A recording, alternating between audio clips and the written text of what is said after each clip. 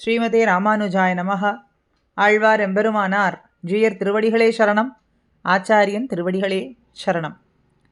சின்ன குன்று, அந்த குன்றின் மேல் ஸ்ரீதேவி, பூதேவி, நீலாதேவி, ஜாம்பவதி, செங்கமலத்தாயார்னு 5 தாயார்களோடு நின்ற நாராயணன் சந்நிதி. அப்படி தாயார் இங்கு வந்து தங்கி தவம் செய்து எம்பெருமானை அடைந்தபடியால் திருத்தங்கால் என்று இந்த திவ்ய தேசம் அழைக்கப்படுகிறது.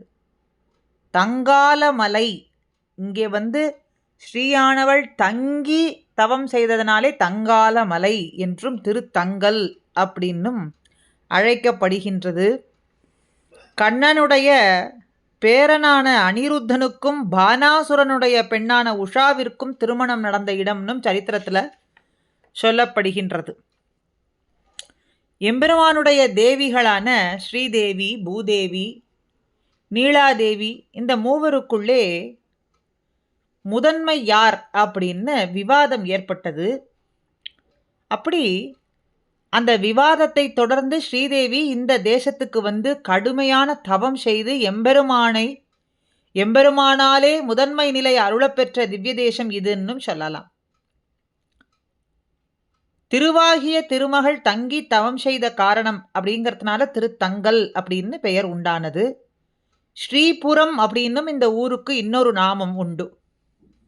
இந்த திவ்ய தேசத்துக்கு பெரிய திருவடியாகிய கருடன் தன்னுடைய சத்ருவான சர்ப்பத்தோடு அமுதம் நிறைந்த கலசத்தோடும் காட்சி கொடுப்பதுங்கிறது வேற எந்த திவ்ய தேசத்திலேயும் காண முடியாத ஒரு அற்புதமான காட்சி, அற்புதமான திவ்ய தேசம்.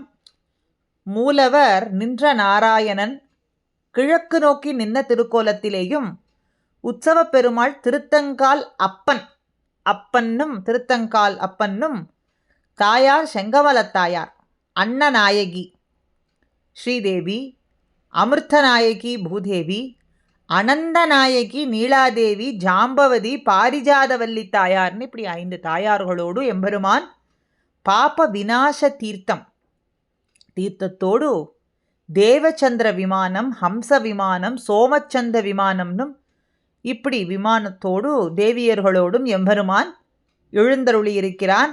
ஸ்ரீதேவி சல்லிய பாண்டியன் மற்றும் பாண்டிய ஸ்ரீ வல்லவனுக்கு பிரத்யக்ஷமாக காட்சி கொடுத்து எம்பெருமான் இங்கே எழுந்தருளி அருள் பாலித்து கொண்டிருக்கான். பூதத்தாழ்வார், திருமங்கையாழ்வார் என்ற 2 ஆழ்வார்களாலே பாடப்பெற்ற திவ்ய தேசம். 5 பாசுரங்களாலே இந்த 2 ஆழ்வார்கள் இந்த திவ்ய தேசத்துக்கு மங்களாசாசனம் செய்திருக்கிறார்கள். பூதத்தாழ்வார் 2ஆம் திருவந்தாதியிலே தமருள்ளம் தஞ்சை தலையரங்கம் தன்கால் தமருள்ளும் தன் பொறுப்பு வேலை தமருள்ளும் மாமல்லை கோவல் மதிள் குடந்தை என்பரே ஏவல்ல எந்தைக்கு இடம் என்று மங்களாசாசனம் செய்திருக்கார். எம்பெருமானுடைய அடியார்களினுடைய உள்ளம் இருக்கே, அதுவும் தமர் உள்ளம் தஞ்சை மாமணி கோயில் தலை அரங்கம், சிறந்ததான திருவரங்கமாகட்டும், தன்கால் திருத்தங்கால், தமருள்ளும் தன் பொறுப்பு வேலை, அன்பர்கள் தம் கதியாக நினைத்திருக்கக்கூடிய திருவேங்கடமாகட்டும், திருப்பார்கடல், அன்பர்களாலே நினைக்கப் பெறும்படியான திருக்கடல் மல்லை, திருக்கோவலூர், மதில்களாலே சிறப்புற்ற திருக்குடந்தை ஆகிய திருப்பதிகள்லாம் பகை அழிக்கவல்ல எம்பெருமானுக்கு இருப்பிடங்கள் ஆகும். அப்போ எம்பெருமான் அத்தனை திவ்ய தேசங்களில் எழுந்தருளி இருக்கிறான்ங்கிறது சிறப்பில்லை, அத்தனை திவ்ய தேசங்களோடு ஒப்பிட்டு சொல்லலாம்படியாக அடியார்களினுடைய உள்ளத்திலேயும் எழுந்தருளி இருக்கிறான் அப்படின்னு காட்டுறார். அதைத்தான் முதல்ல எடுத்த உடனேயே தமருள்ளம், தஞ்சை, தன்கால், தலையரங்கம், வேங்கடம், மாமல்லை, கோவல், மதிள் குடந்தை, ஏவல்ல எந்தைக்கு இடம் அப்படின்னு சொல்லி திருமங்கையாழ்வார் பெரிய திருமொழியிலேயும் சிறிய திருமடல்ல பேராலி தன்கால் என்றும் பெரிய திருமடல்ல தன்கால் திரல்வலியை அப்படின்னும் திருநெடுந்தாண்டகத்தில் ஒரு பாசுரத்தில் இப்படி 5 பாசுரங்களாலே இந்த திவ்யதேச மங்களாசாசனம். பெரிய திருமொழியில் ஒரு பாசுரத்திலே திருமங்கையாழ்வார் பேரானை குறுங்குடி எம்பெருமானை திருத்தங்கால் ஊரானை கரம்பனூர் உத்தமனை தன்கால் முத்திலங்கு காரார் தின்கடல் ஏழும் மலையேழ் இவ்வுலகு ஏழ் உண்டும் ஆராது என்று இருந்தானை கண்டது தென்னரங்கத்தே. திருக்குறுங்குடி எம்பெருமானை, திருப்பேர் நகரிலே வாழ்பவன், பேரானை. முதல்ல பேரானை, திருப்பேர் நகரிலே வாழும் எம்பெருமானை சொல்றார்.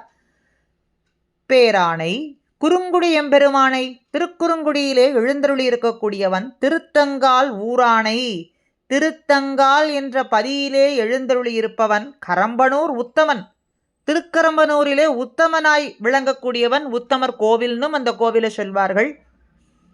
தன்கால் முத்திலங்கு காரார் தின்கடல் ஏழு மலை ஏழு இவ்வுலகு ஏழுன்னு இப்படி 7 கடல் 7 மலை 7 உலகங்கள் அத்தனையும் உண்டு. எப்போ? ஊழி காலத்துல, பிரளய காலத்துல அத்தனையும் ரட்சிக்க வேண்டி தன்னுடைய வயிற்றிலே வைத்தானே, உண்டானே. தான் உண்ட பின்னும் ஆராது போதும் அப்படின்னு இல்லாமல் மேலும் உண்ண வேண்டும். அதாவது மேலும் இன்னும் ரட்சிக்க வேண்டும், இன்னும் ரட்சிக்க வேண்டும், இன்னும் ரட்சிக்க வேண்டும் என்று இருப்பவனாகிய எம்பெருமானை நான் எங்கே கண்டேன்? கண்டது தென் அரங்கத்தில, தென் அரங்கத்திலே நான் கண்டேன் அப்படின்னு சொல்றார். கரம்பனூர் உத்தமனை அப்படின்னு இந்த இடத்துக்கு வழிக்கரையிலே திருவாசலுக்கு ஒரு கதவு இடாதே கிடக்கிறவனை அப்படின்னு பெரியவாச்சான் பிள்ளை அருளிய விளக்கம் நாம் இங்கே நினைக்கலாம். அதாவது இதற்கு சுவாமி பிரதிவாதி பயங்கரம் சுவாமிகள் அவர்கள் விவரிக்கிறார்கள். எல்லோரும் நடக்கும் வழி, அதாவது வழிக்கரையிலே எல்லோரும் நடக்கும் வழி ஆகையாலே சேவிப்பவர்கள் நிறைய வருவார்கள், மிகுதியாக இருப்பார்கள். அதனால் கதவிட அவசரம் இல்லை அப்படின்னு இந்த இடத்துல விளக்கத்தை மறுத்து, அந்த விளக்கம் கிடையாது, கதவே இல்லாத திருக்கோயிலிலே எம்பெருமான் எழுந்தருளியுள்ளான்னா அப்போ அவனுடைய சௌலபியத்தை நம்ம எப்படி கொண்டாடுறது அப்படின்னா எடுத்துக்கொள்ள வேண்டும். இந்த விளக்கத்தை நாம் காணலாம். கதவே இல்லாத திருக்கோயிலிலே எம்பெருமான் எழுந்தருளியுள்ளான் என்ற சௌலபியத்தை எடுத்து காட்டுவதற்காக அமைந்த விளக்கம் என்னது? வழிக்கரையிலே திருவாசலுக்கு ஒரு கதவிடாதே கிடக்கிறவன் கரம்பனூர் உத்தமன் அப்படின்னு. ஆக திருமங்கை ஆழ்வானுடைய மங்களாசாசனம். அதை தொடர்ந்து பிள்ளைபெருமாள் ஐயங்கார் 108 திருப்பதி அந்தாதி பாடல்ல மாறுபட வாடை எனும் வன்கால் வந்தன்முலை மேல் ஊறுபட ஊர்ந்த உழைவெல்லா மாற திருத்தங்கால் ஊரான் இருந்தண்டுழாயின் மருந்தன் காலூராதோ வாய்ந்துன்னு சொல்றார். எம்பெருமான பிரிந்து வாழும் வருந்தக்கூடிய நாயகியினுடைய நிலையிலே சொல்றார். வாடைன்னு ஒரு கொடிய காற்று, மாறுபட வாடை என்னும் அந்த காற்று இருக்கே, அந்த வாடக்காத்துன்னு சொல்லுவோமே, அது எனக்கு பகையாக தோன்றி என்னுடைய திருமேனியிலே வந்து பட்டு பட்டு பட்டு துன்பத்தை தருகின்றது. அத்தகைய துன்பங்கள் நீங்குமாறு திருத்தங்கால் என்னும் திவ்யதேச எம்பெருமான் அணிந்திருக்கக்கூடிய திருத்துழாய் மாலை மீது தவழ்ந்து செல்லும் தென்றல் காற்று அந்த துழாய் மனத்தையும் கொண்டு என் மீது தவழ்ந்து வந்து வீசி எனக்கு இன்பம் தராதா?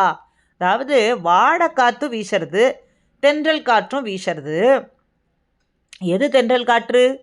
திருத்தங்கால் ஊரான், திருத்தங்காலிலே எழுந்தருளி இருக்கும் அப்பன் அணிந்திருக்கக்கூடியதான திருத்துழாயின் மீது வீசக்கூடியதான தென்றல் காற்று அதன் மீது பட்டு என் மீது வராதா? என் மீது, என்னுடைய திருமேனி மீது படாதா? என் மீது தவழ்ந்து வீசாதான்னு ஒரு ஏக்கம். ஆனால் அதுக்கு மாறா எது வீசுறது? வாடை காற்று. எம்பெருமான் மீது படாத காற்று கொடிய காற்று, வாடக்காற்றா இருக்கு. அது வந்து என் மீது தவழ்ந்து வீசி வீசி வீசி எனக்கு கொடிய நோயைனா உண்டாக்குகின்றது, எனக்கு துன்பத்தை ஏற்படுத்துகின்றது. அதனாலே திருத்தங்கால் ஊரான் இருந்தண்டுழாயின் மருந்தன் கால் ஊராதோ வாய்த்து, அவனுடைய திருமார்பிலே அணிந்திருக்கக்கூடிய திருத்துழாயின் மீது பட்டு வரக்கூடிய இந்த தென்றல் காற்றானது என் மீது தவழ்ந்து வீசாதான்னு கூறி ஏங்கும்படியா இந்த பாசுரம் அமைந்திருக்கின்றது. அப்படி நின்ற நாராயணனாய் அருள்பாலிக்க, அத்தனை பேருக்கும் அருள்பாலிப்பதற்காகவே எம்பெருமான் இங்கே அத்தனை நாய்ச்சிமார்களோடும் எழுந்தருளி இருக்கிறான். வர்ணகலா, கலாப திருமேனி, வர்ணகலா திருமேனின்னு சொல்லுவார்கள். எம்பெருமான வர்ணகலாப திருமேனியாக பச்சை மாமலை போல் மேனின்னு ஆழ்வார் சொல்லும்படியான அந்த பாசுரத்துக்கு விளக்கம் இங்கே இருக்கக்கூடிய எம்பெருமான் மூலவரை பார்த்து நாம் சேவிக்கலாம். அப்படி வர்ணக்கலாப திருமேனியோடும் தாயார் நின்ன திருக்கோலத்திலேயும் தனி சந்நிதியாக இங்கே எழுந்தருளியிருந்து அருளை சுரந்து கொண்டிருக்கிறார்கள். நாமும் திருத்தங்கல் அப்பனுடைய திருவடிகளை பிரார்த்தித்து கொண்டு அமைவோமாக. ஸ்ரீமதே ராமானுஜாய நமஹா.